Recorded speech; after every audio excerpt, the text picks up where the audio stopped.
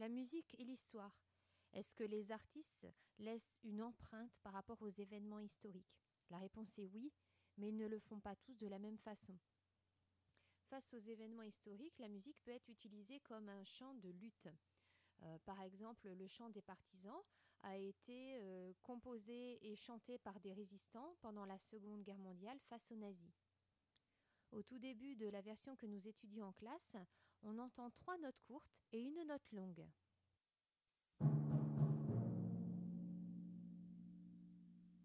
C'est de cette façon que l'on code la lettre V en morse, la lettre V du mot victoire.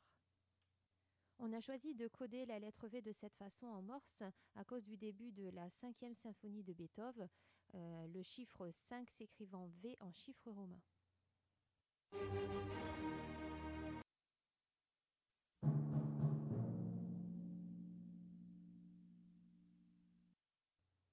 On entend également un tambour qui rappelle les soldats.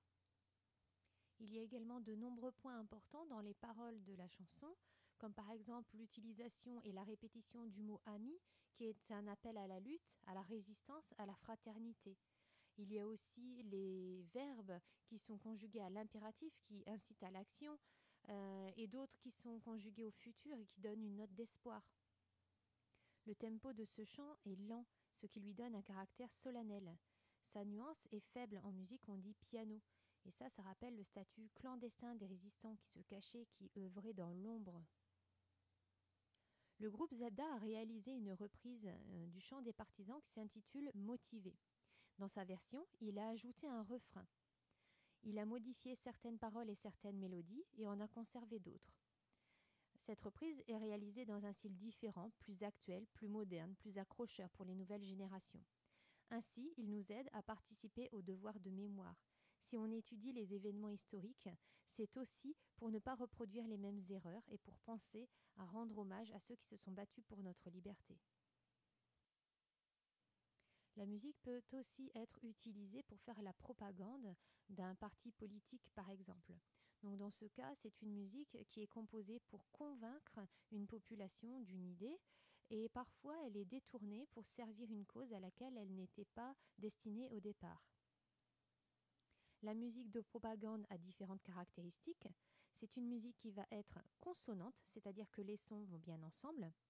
Il va y avoir des répétitions et une forme simple, ce qui fait que la musique va être facile à écouter et à mémoriser. Il y a également beaucoup d'instruments, la musique est forte et on utilise souvent des percussions et des cuivres, car cette musique doit exprimer la puissance, elle doit avoir un caractère majestueux. D'ailleurs, la famille des cuivres est souvent utilisée pour symboliser le pouvoir. La musique de propagande a notamment été utilisée par le régime nazi. Et parallèlement à ça, ce régime a effectué un classement de certains artistes qui ont été qualifiés de dégénérés. L'art dégénéré, c'est donc l'art qui est rejeté, qui est critiqué par le régime nazi. Il pouvait y avoir différentes raisons pour lesquelles un artiste pouvait être qualifié de dégénéré. Tout d'abord la religion, s'il était juif, pour son appartenance politique, s'il n'était pas allemand, pour la couleur de sa peau. Tous les artistes de jazz qui étaient noirs étaient donc qualifiés de dégénérés. Et aussi pour la modernité des œuvres. Par exemple, si une œuvre comportait des sons dissonants. Ou encore, si les corps étaient déformés dans les tableaux ou dans les sculptures, comme dans le cubisme et Picasso. On trouve aussi des artistes qui s'engagent face aux événements historiques.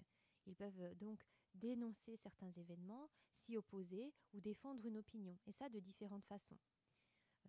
La plus simple, c'est par rapport au contenu des paroles qu'ils vont mettre dans leurs chansons, mais ils peuvent aussi insérer des hymnes, par exemple, comme le fait Jimi Hendrix en reprenant l'hymne américain à la guitare électrique. Ils peuvent aussi insérer des bruits et des dissonances dans leurs œuvres qui vont exprimer le chaos et la douleur.